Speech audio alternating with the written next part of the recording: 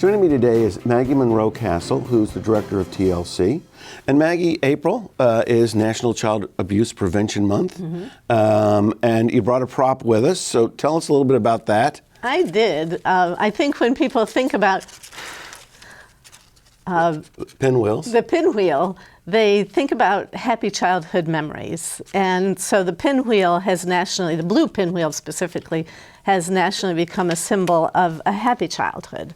And as we focus during the month of April on child abuse prevention, we are hoping to create a world in which no child has to experience trauma or difficulty as they're growing up, things that will affect them for the rest of their lives, and that every child might be able to look at a pinwheel and blow it and be happy and ultimately successful. So it's a little whimsical symbol, but I think it's a pretty powerful symbol because so many children do not have that kind of happy childhood that many of us may remember. What are the, nationally, what are the sort of statistics about child abuse that we ought to think about when you talk about so many children? Is it 1%, 0.5%, 5%?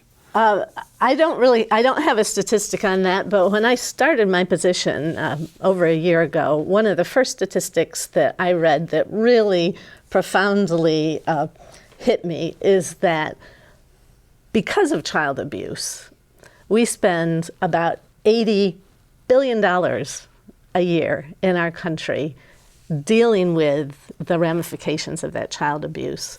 And the child abuse may not be a physical beating of a child, which I think a lot of people associate, or it may not just be shaken baby syndrome, which people also associate with child abuse, and it is child abuse. But it's much more broad than that. And it could be a child being neglected because a parent is involved in drugs. It could be what a child sees, not because they are physically hurt, but because a parent is hurting somebody else or somebody in their family. They are witnessing violence.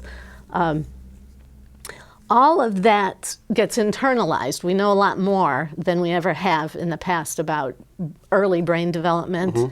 All of that gets internalized in that little brain, and it can start very early, very early, before they're born, actually, to create patterns that we as a society then have to fix later on, patterns that could end up in that child being behind in school, so we have to give extra attention to special education. The child could end up incarcerated or in some way in trouble.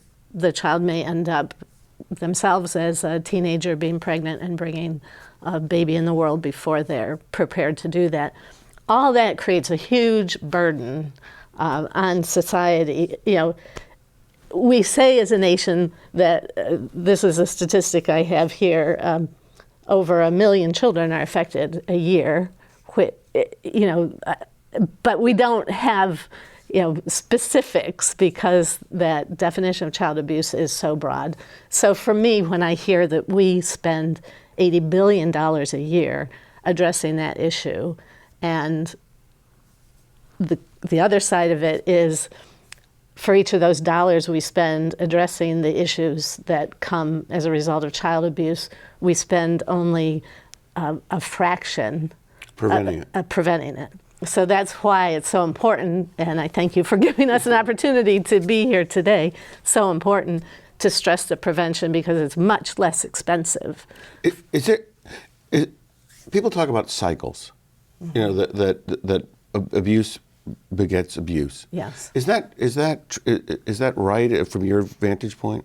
That is absolutely right. I know many of our clients who are learning basic parenting skills are men and women who, as children, experienced what we call adverse childhood experiences. That's the common cliche, the ACEs, adverse childhood experiences, which means they themselves were neglected. They had some sort of trauma as a child, and that brain imprinted that I talked about a moment ago.